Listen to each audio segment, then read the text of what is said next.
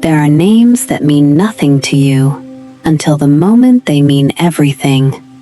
I was alone in my office the night before clinic, going through the next day's patient roster the way I always do. A habit from residency I never broke, checking each child's name against their chart before I ever laid eyes on them. Most nights, it's a formality. That night, it wasn't. Third row down, a 9-year-old girl, asthma history, seasonal allergies, nothing unusual. My eyes skimmed past her name, the way they skim past 40 other names a week, until they hit the emergency contact field beneath it. A guardian's name. A name I hadn't seen typed anywhere in 20 years, but one I would have recognized in my sleep, in the dark, underwater. I sat there for a long time with my finger on that line, my coffee going cold beside me, my hand not quite steady enough to close the laptop. 20 years ago, this woman took my medical license from me with a signature that wasn't even her own crime to sign for. Tomorrow, her daughter was going to walk into my exam room. Before we dive deeper, let us know in the comments where you're watching from. We'd love to hear from you.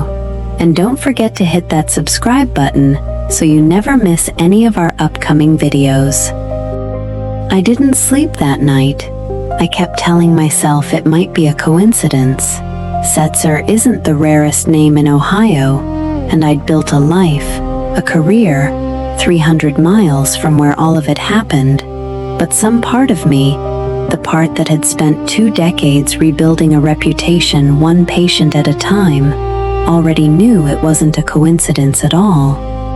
Because I remembered exactly what Priscilla Setzer looked like the day she stood in front of the Ohio State Medical Board and told them, under oath, that I had administered a dosage I never touched. I remembered the sound the gavel made. I remembered watching 18 months of my life get erased because somebody needed a name attached to a mistake, and mine was the easiest one to spend. So here is what I didn't know yet. Sitting in my office at 11 at night, I didn't know whether the woman walking into my clinic the next morning even remembered my face. I didn't know what kind of mother she'd become. And I didn't know that by the end of that week, I would be the only person standing between her daughter and a hospital bed she might not walk out of. To understand why one line on a patient roster could undo me, you have to understand who I was at 26, because the woman I am now was built entirely out of what happened to her. I grew up the daughter of a school custodian and a home health aide in a 2-bedroom house outside Cincinnati, the kind of house where the heat got turned down in February to stretch the bill, where my mother ironed my one good blouse the night before every scholarship interview because she couldn't afford a second one. Medicine wasn't a family tradition I inherited. It was a door I had to force open myself. One application, one loan, one all-nighter at a time. By the time I matched into my residency in Columbus, I had exactly one framed photo on my dorm-sized apartment wall. My mother, arms crossed, standing in front of the hospital on the day of my white coat ceremony, prouder than I had ever seen her. I met my husband Nathaniel that same year. Steady, patient, the kind of man who showed up with takeout on the nights I forgot to eat, who never once made me feel like my ambition was something he had to compete with. We married 2 years into my residency, in a courthouse, because neither of us wanted to wait for medicine to give us a convenient season to do it in. He believed in the doctor I was going to become before I fully believed it myself. Priscilla Setzer was a senior resident above me that year. Sharp, composed, the kind of clinician attendings pointed to when they wanted to hold someone up as an example.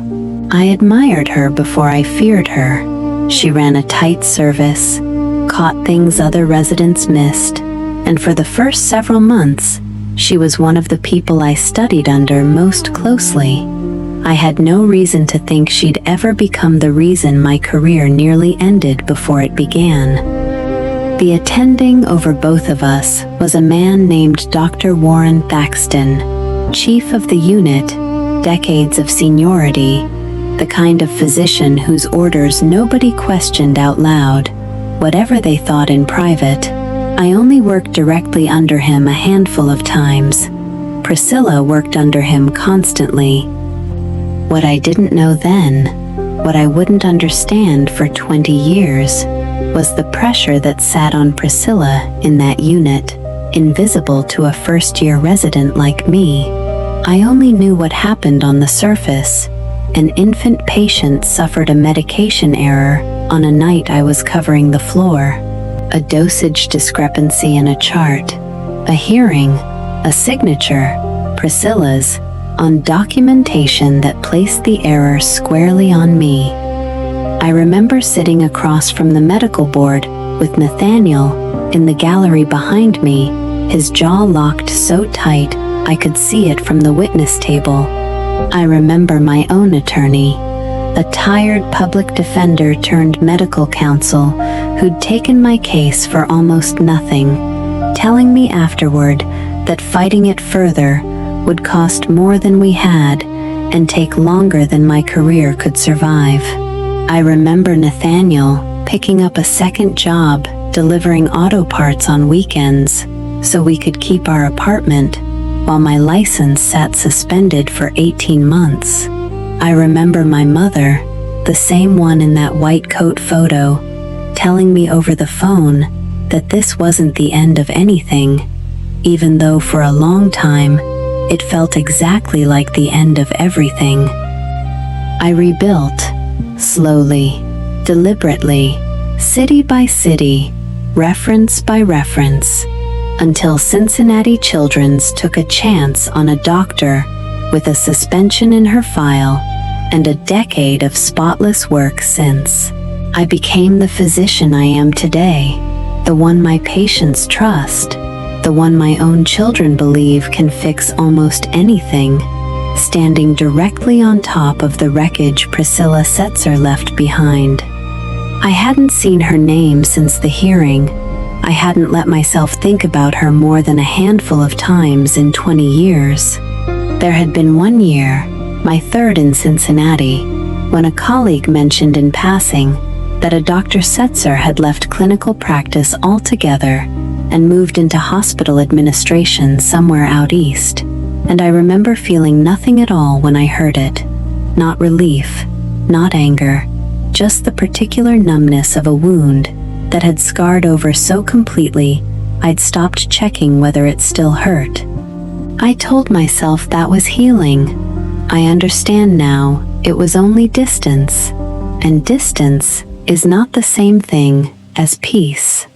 Nathaniel used to tell me, in the years right after the suspension, that the two of us were building something neither of us could see the shape of yet, a marriage, a family, a version of me sturdier than the one that walked into that hearing room. He was right.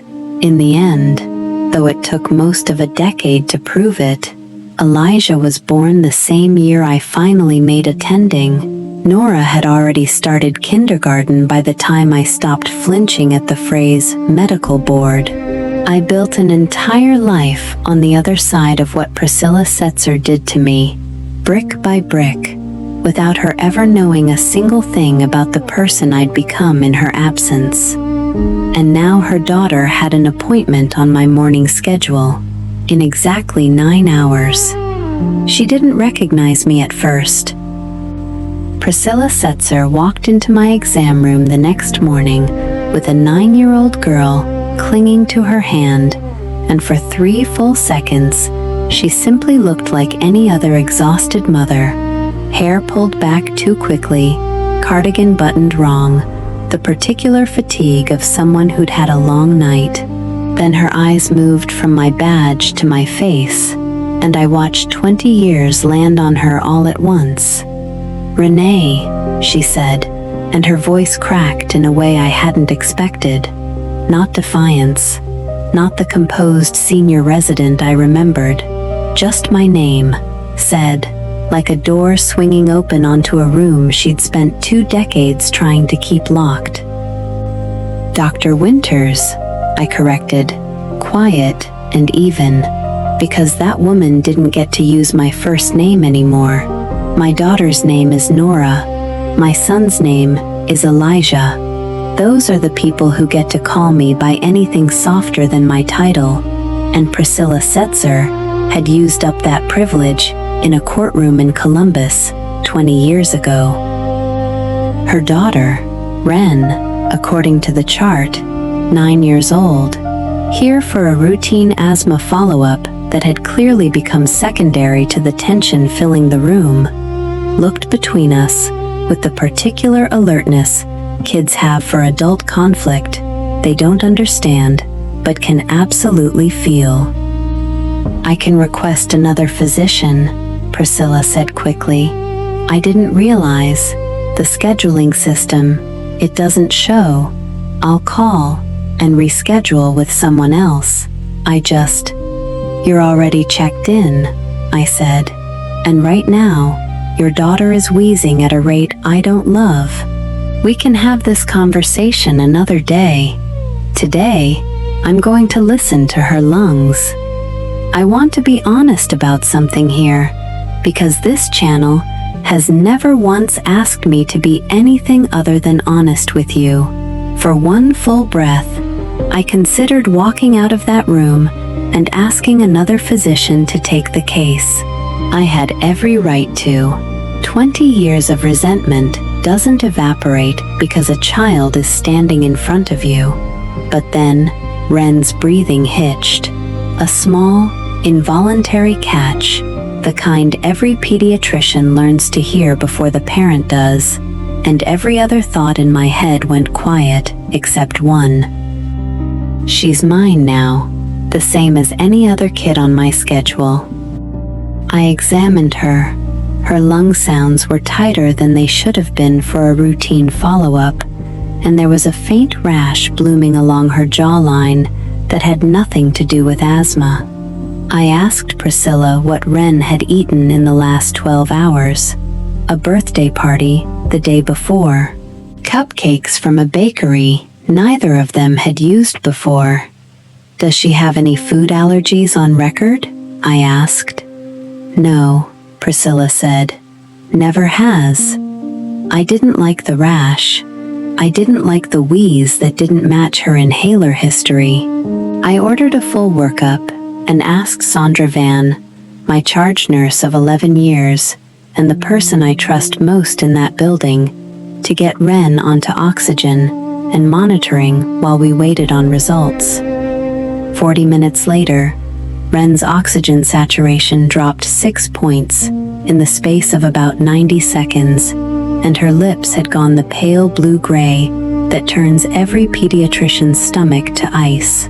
Not a routine asthma flare, an allergic reaction, delayed and escalating, her airway beginning to close from the inside. "Get me epinephrine," I said to Sandra, already moving, "and call it full anaphylaxis protocol, now." Priscilla was on her feet, both hands pressed to her mouth, saying her daughter's name over and over in the exact tone I remembered from 20 years earlier, except this time, there was no composure left in it at all. Just a mother, watching her child's throat close in real time, and the one doctor in the room capable of stopping it was the same woman she'd once destroyed under oath. "Renee," she said again, and this time it wasn't an apology or an accusation, it was a plea. "Please." I administered the epinephrine myself. Ren's chest rose, fell, caught, rose again, the room holding its breath around one small girl's airway.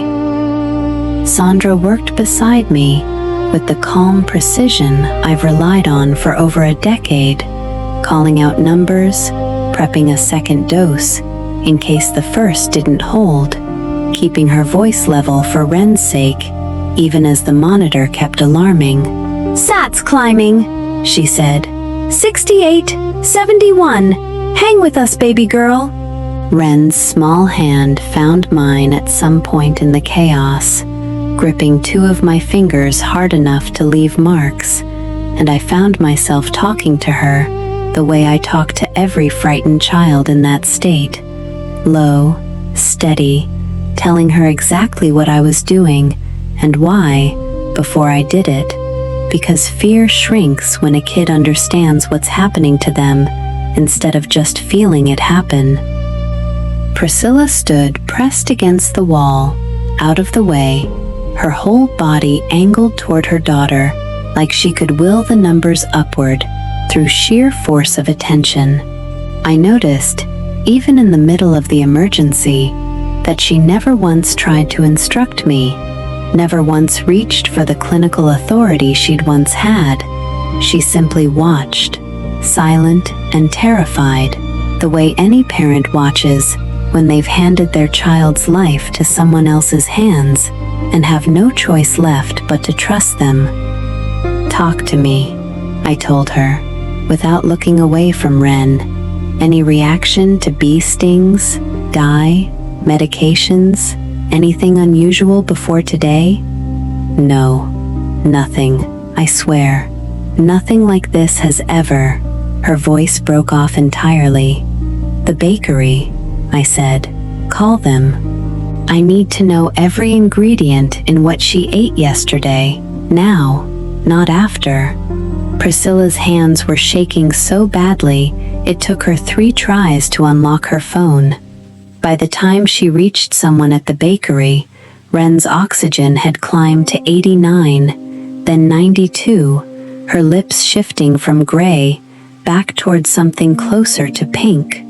The bakery confirmed, eventually, that a batch of cupcakes that day had been made with a walnut-based filling, substituted last minute for a supplier shortage. Never listed on the standard menu, never flagged. An allergy neither Ren nor her mother had any reason to know existed until it very nearly took her airway with it. Her oxygen numbers began to climb, slowly, not fast enough for anyone in that room to relax yet. Ren stabilized enough to be moved to the pediatric ICU for observation, but stabilized is not the same as safe, and everyone in that hallway knew it. Anaphylaxis with a delayed onset like hers meant a second wave was possible, sometimes worse than the first, and I wasn't leaving that building until I was certain she was past it. Priscilla followed me down the hall, close enough that Sandra actually stepped between us at one point, a small protective motion I noticed and appreciated more than I said out loud. "I need to talk to you," Priscilla said. "Not about the case, about everything else. I need you to let me do my job first," I told her. "Whatever this is, it can wait until your daughter isn't in a bed with a breathing tube on standby." She nodded, and to her credit, she didn't push again that day, but I noticed something in the hours that followed that unsettled me almost as much as Ren's chart did. Priscilla wasn't behaving like a mother, simply grateful her daughter had been saved. She was behaving like a woman bracing for a second emergency, jumping at footsteps in the hallway, watching the door of Ren's room like she expected someone specific to walk through it, checking her phone every few minutes, and then turning it face down, like the messages on it frightened her more than her daughter's oxygen monitor did. Sandra noticed it too. "That woman's scared of something that isn't in this hospital," she said to me quietly. Over coffee neither of us had time to actually drink. "You ever meet somebody who's more afraid of a phone call than a diagnosis?" "I have. It's usually because somebody's got something on them." I told Sandra the short version of who Priscilla was to me. She didn't say much back, just exhaled slowly and said, "Then I need you to be real careful here, Renee. Careful for Ren's sake, and careful for yours." She was right to say it, because word travels fast in a hospital, and by the second day, a rumor had made its way to the administrative floor that Dr. Renee Winters was treating a patient whose mother she had a documented personal history with, and that perhaps, her judgment couldn't be trusted to be fully objective. The whisper had a name behind it, a colleague named Dr. Halbert Sneed, who'd wanted my position on the pediatric cardiology consult board the year before and lost it to me by a single vote. He framed it delicately to hospital counsel, Fletcher Doran, as an abundance of caution, but I recognized professional opportunism dressed up as concern when I heard it, because I'd survived a much crueler version of the exact same move 20 years earlier. Sheldon Herbst, the hospital board chair, called me into his office that afternoon. He was measured about it, not accusatory, but the question underneath his careful phrasing was clear. Should someone else be managing this case? With respect, I told him, I have treated dozens of children whose parents I disliked, disagreed with, or simply didn't get along with. That's not a conflict of interest. That's Tuesday. What would be a genuine conflict of interest is letting a rumor started by a man who wanted my seat on the cardiology board dictate who gets to save a 9-year-old's life. I'll document every decision I make on this case in full, and you're welcome to review it in real time. But I am not walking away from that little girl because it's politically convenient for someone else. Herbst backed off the request, though not without noting, not unkindly, that he'd be watching the chart closely. I didn't blame him for that. I'd have done the same in his position. Fletcher Doran, our hospital counsel, pulled me aside separately that same afternoon, not to warn me, but to quietly let me know he'd already flagged Sneed's whisper campaign as procedurally baseless before Herbst had even finished raising it. For what it's worth, he told me, I've read your file, Dr. Winters. 11 years here, 0 complaints, and a discharge rate half our department would trade a kidney for. If anyone tries to spin this into a formal review, I'll be the one standing next to you when it happens, not behind you. It was the first time in that entire ordeal that someone in an administrative role had said, plainly, that they saw the full shape of what was happening to me, rather than just the surface of it. And I won't pretend it didn't steady something in my chest that had been braced for a fight since the moment Priscilla walked into my exam room. Meanwhile, I couldn't stop thinking about Priscilla's fear, the wrong kind of fear, the kind aimed outward rather than at a hospital bed. That night, unable to sleep again, I called Sandra and asked her a question I hadn't asked anyone in 20 years, whether the hospital archive in Columbus, a different facility, a different state, technically none of my business anymore, still kept personnel files from disciplinary hearings that old.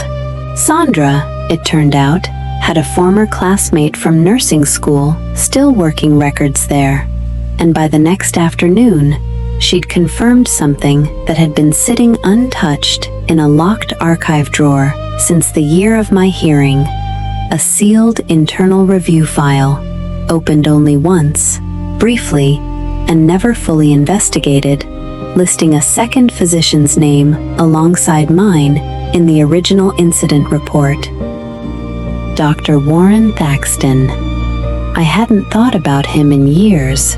He'd been the attending over that unit, retired now, apparently still living less than 40 minutes from where I sat. His name had been in that file the entire time, quietly filed away, never surfacing publicly, never mentioned once in my hearing. I have to be honest, what I found in that file changed the whole shape of this story for me. And if you're the kind of person who can't stand a slow reveal, drop a comment right now and tell me who you think is really responsible, because I promise you, I didn't see this coming either. I went back to Ren's room that evening. She'd turned a corner, color back in her face, oxygen numbers holding steady, asking her mother in a small, scratchy voice whether she could still have a cupcake, just not the bad kind. Priscilla laughed for the first time since she'd walked into my clinic. A real laugh, brief and startled out of her by her own daughter's resilience. Then she looked up and saw me in the doorway, and the fear came right back into her face. Not fear of losing Ren this time, fear of me, fear of what I might already know. "We need to talk," I said. "Tonight, not about the medicine. About Dr. Thaxton." Her face went the color of the hallway walls. Before that conversation happened, though, there were 2 more days of watching Priscilla unravel in small, quiet ways only someone who'd once studied her closely would notice. She stopped eating in the cafeteria with other visiting parents, choosing instead to sit alone at the far end of the family lounge, with her back to the wall, facing the door. She asked Sandra twice, in 2 different shifts, whether hospital visitor logs were kept confidential from outside inquiries, a question Sandra found strange enough to mention to me directly. And on the second night, when a physician I didn't recognize walked past Ren's room on his way to a different consult entirely, Priscilla went rigid enough that Sandra had to physically steady her by the elbow. "That's not him," Sandra told her gently. "Whoever you're waiting for, that man's not him." Priscilla didn't ask how Sandra knew there was a him to wait for. She just nodded, sat back down, and didn't speak again for the rest of that visit.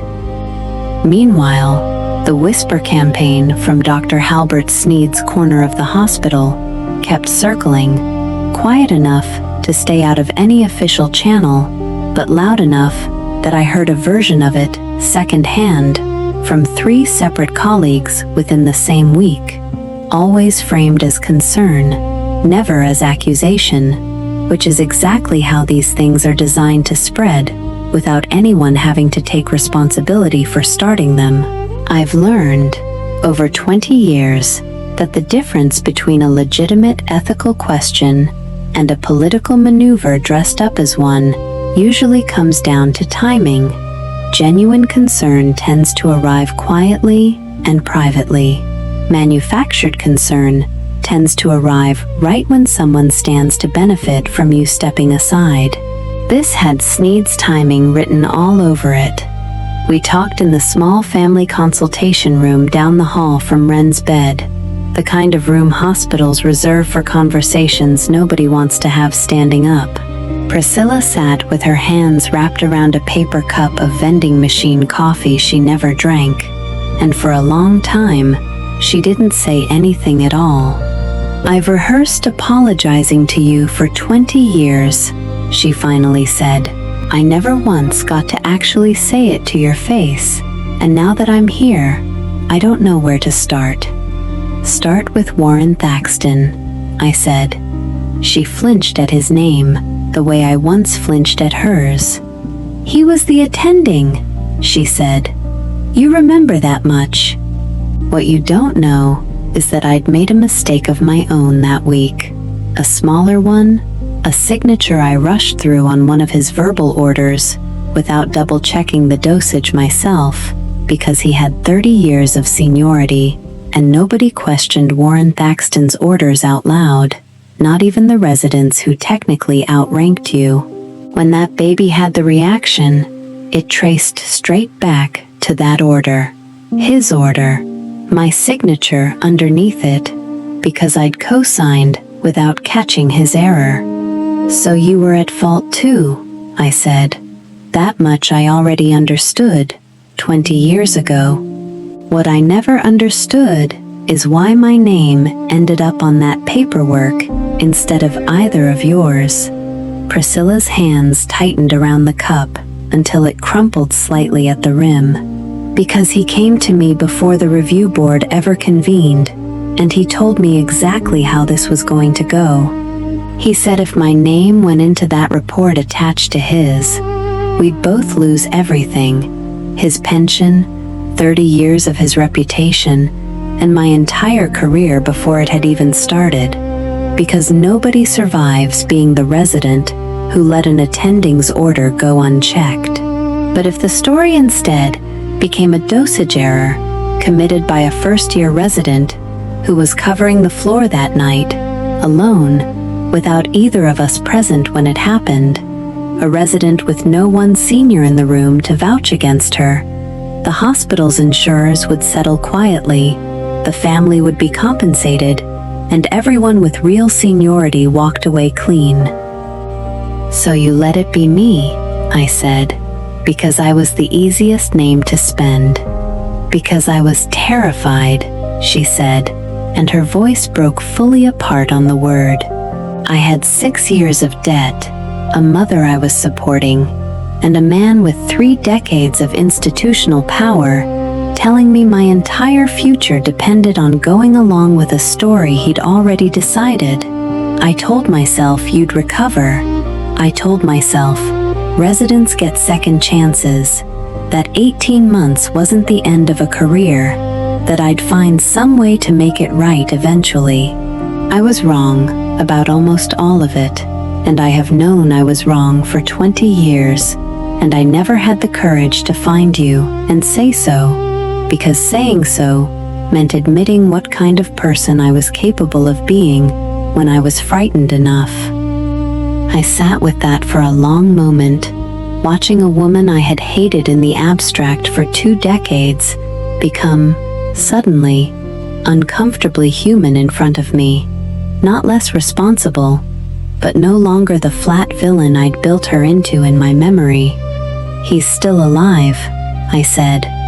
"Thaxton, living 40 minutes from here." "I know," Priscilla said. "I've spent 20 years making sure our paths never crossed again. When Ren's asthma symptoms started, I looked up every pediatric specialist within an hour of us before I ever picked a clinic. And somehow, of every name on every list, I still ended up in your exam room. I used to believe in coincidence. I'm not sure I do anymore. There's a sealed file in the Columbus archive with both your names on it," I said. "Opened once, never fully investigated. It's still there. It's still real. And it's the only thing left that could actually clear my record instead of just letting me live quietly around the edges of what happened to it." Priscilla closed her eyes. "If I go on record now, after this long, it doesn't just cost me. Warren Thaxton sits on 2 hospital advisory boards in this state. He has friends in places that could make my life very difficult, and Ren's. I'm not asking you to protect me," I said. "I'm asking whether you're capable, 20 years later, of doing the thing you didn't do the first time." She didn't answer that night, but she didn't leave the hospital either. She sat beside her daughter's bed until morning, and somewhere around 4 a.m., Sandra told me later, Priscilla had asked for a notepad and started writing something she wouldn't let anyone read. Before that, though, she told me one more thing in that consultation room, quieter than everything that had come before it. "You asked why I never came to you in 20 years, she said. "The truth is, I looked you up more than once. I saw where you'd landed, what you'd built, the kind of doctor you'd become despite everything. And every time, I told myself the same lie. that reaching out to apologize would only be for my benefit, not yours, that you'd built a peace I had no right to disturb just to make myself feel less guilty. I let that lie protect me for 20 years. It took almost losing Ren to make me understand it was never protection at all. It was just cowardice wearing a nicer name. I didn't have a gentle response to that, and I didn't try to manufacture one. You're right that it doesn't undo anything, I told her, but cowardice that finally stops being cowardice still has to start somewhere. The question is whether it starts tonight, with Warren Thaxton's name on a piece of paper, or whether it stays exactly where it's been for 20 years. She didn't answer me that night, not out loud, but I noticed, walking past the family lounge an hour later, that she'd finally stopped sitting with her back to the wall.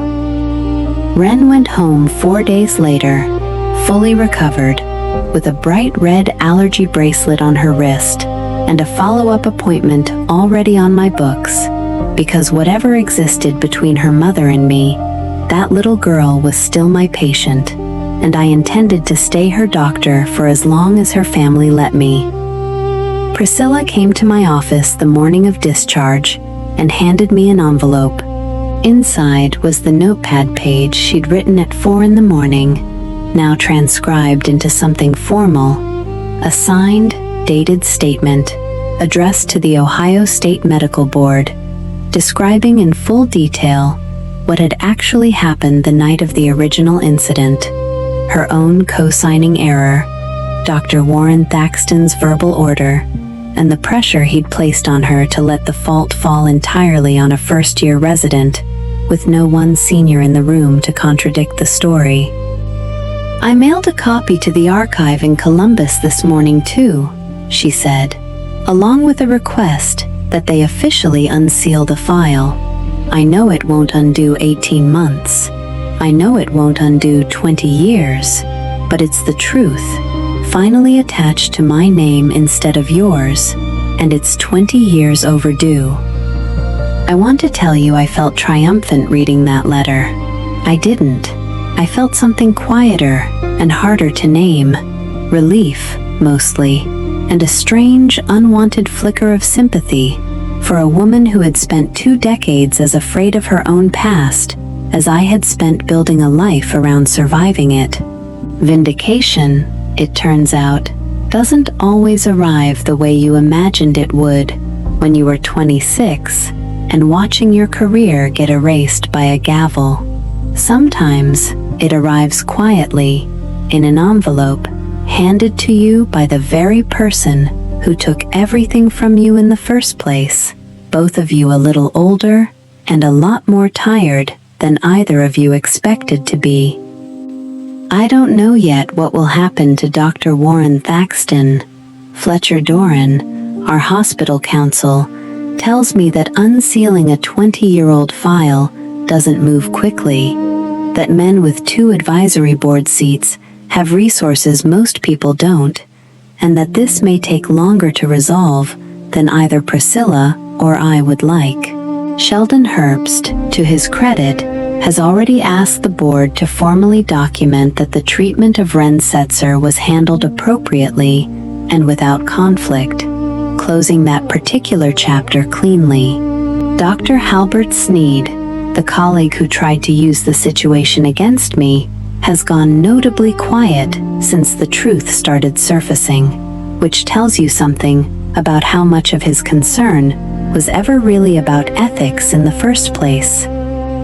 At home, I told Nathaniel the whole story over dinner, the way I tell him almost everything, and he reached across the table and held my hand the same way he did in that courthouse 20 years ago, before either of us had any idea what the next 2 decades would cost us or give us.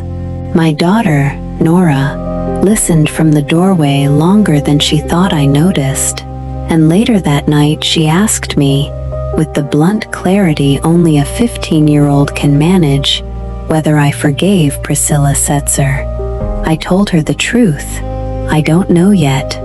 I know I no longer hate her the way I did a week ago. I know that watching her son, her daughter, watching Ren breathe on her own again, made it impossible to keep hating her purely, the way you can hate an idea of someone, but not always the actual frightened, flawed person standing in front of you. I know that forgiveness and justice aren't always the same transaction, and that I'm allowed to want both without either one canceling out the other. What I do know is this. 20 years ago, a frightened woman let my name absorb a mistake that was never mine alone to carry. 20 years later, her daughter's life depended on the very career that mistake almost destroyed. I don't think that's coincidence, and I don't think it's some tidy lesson about karma either. I think it's just what happens when two people's lives get tangled together by something neither of them chose, and it takes decades to even begin to untangle it. Dr. Warren Thaxton doesn't know yet that a sealed file with his name in it has been requested for review. I imagine that phone call is coming for him soon. When it does, I have a feeling this story isn't finished. Not for me, and maybe not for Priscilla either. Priscilla and I aren't friends now.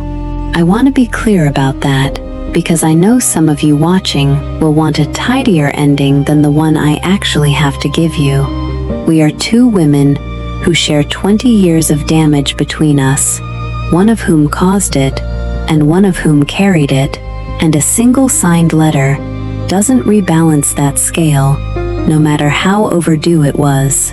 But there was a moment, the morning Ren was discharged, when Priscilla stopped at the nurse's station on her way out, looked back at me across the hallway, and simply said, "Thank you for not making her pay for what I did." I told her the truth. I never once considered it.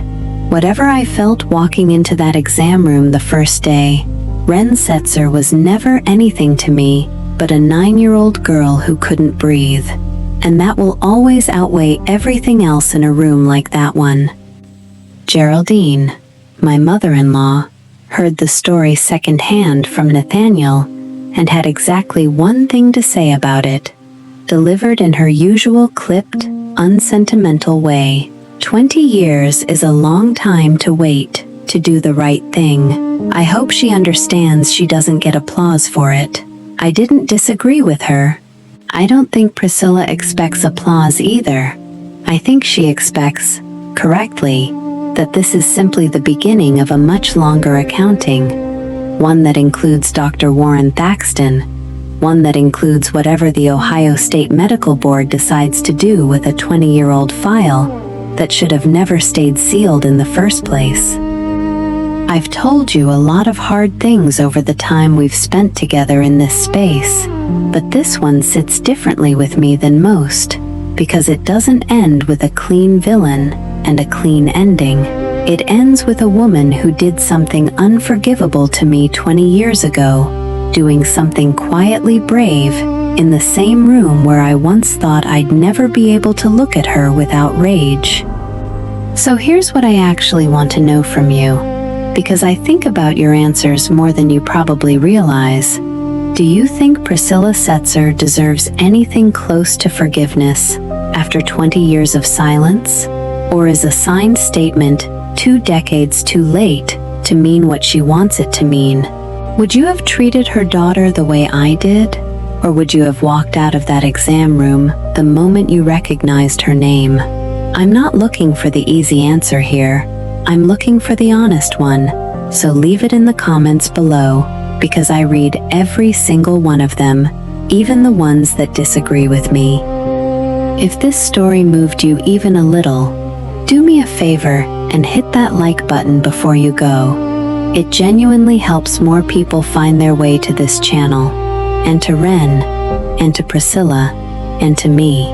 And if you know someone in your life who's ever had to decide whether forgiveness and justice can exist in the same room at the same time, send this one to them. I have a feeling they'll see themselves somewhere in it.